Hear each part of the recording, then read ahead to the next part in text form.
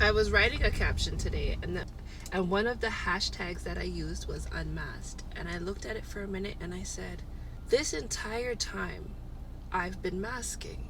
I realized that not only have I been masking, but that's why my deliverance was hard. And this is why informed deliverance is important. When I went through my deliverance, I was delivered from a lot of things. There was a lot of things that were thrown out there and called out and cast out and had to be cast down. I remember hearing them call out the masking spirit, and I had so many questions afterwards, because in that moment I was like, what am I masking? I'm pretty sure everybody knows that I'm depressed. Everybody knows that I'm this. Everybody knows that what am I masking? I had no clue. And if you don't know what you're being delivered from, then the likelihood of you walking away from it is hard. If you know you're an alcoholic and you get delivered from alcohol, you're not going to go back to the bottle because you know you're an alcoholic. But if you don't know what that open door is, you're going to come back into alignment and agreement with that open door. My deliverance was virtual, which I'm not a fan of, because you need to have a controlled environment. There needs to be somebody there that can help. Deliverance only truly works if you are closing those doors. If you're going to walk back through them again, and so one of the hard parts for me has been, if I don't know that I've been masking as a neurodivergent, then you're going to deliver me from that masking spirit, and I'm going to walk out of that deliverance session and go and put a mask back on again. I have had a hard time since my deliverance figuring out who I am without alcohol, without sex, without all of these things that I came into agreement with, thinking that that was my personality, thinking that that's who I am, thinking that being broken, damaged, and triggered is my only identity. And in that, I've had to find my voice, but I didn't know that I was still holding onto this mask and crutching it and trying to hide behind. But that's the only thing that I knew. Now it's not I'm an alcoholic, it's I was an alcoholic. I put on that mask now and say the behavior was because of my alcohol addiction, because it ran in my family until it ran into me. And this is the issue that I'm having with a lot of ministries who do not have aftercare. That's what I've been calling it, that don't have continued structure.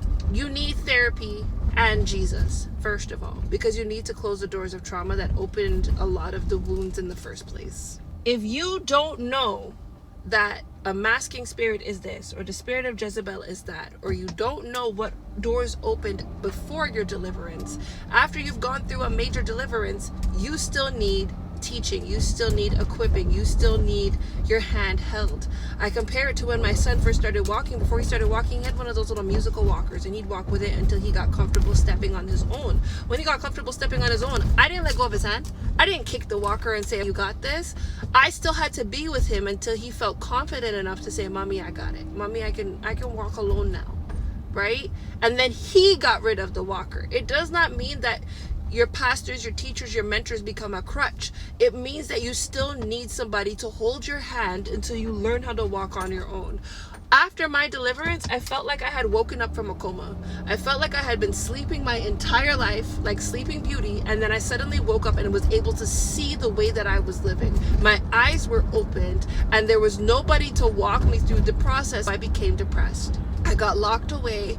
I was insecure about my hair. I was insecure about my body. I was insecure about the personality and the things that I did and the things that I came into agreement with and who I became because of my trauma. There has to be a door that closes. There has to be education, equipping. You are on a battlefield. This is warfare. The enemy is looking for any reason to come back inside. The enemy is looking for any reason to say, you, listen, I'm accusing you of this. And because you sent me out, I'm coming back with worse because of that. Sick of the fact that you sent me out, I'm coming back with 7 times worse than what I was already dealing with because I was comfortable here. You have to have somebody that walks you through it. I don't think it's safe to do virtual deliverance, especially if it's going to be a major deliverance, without a controlled environment. And we have mentors and coaches and things like that. And that's how I ended up seeking my mentors out and paying for mentorships and boot camps and this, that, because I'm looking for validation and guidance and help on this journey. You just need Bible study. Teaching is great. what about the practical and application? We need evangelism. We need counseling. We need people who are in place, in ministries to say, the pastor's got Sunday.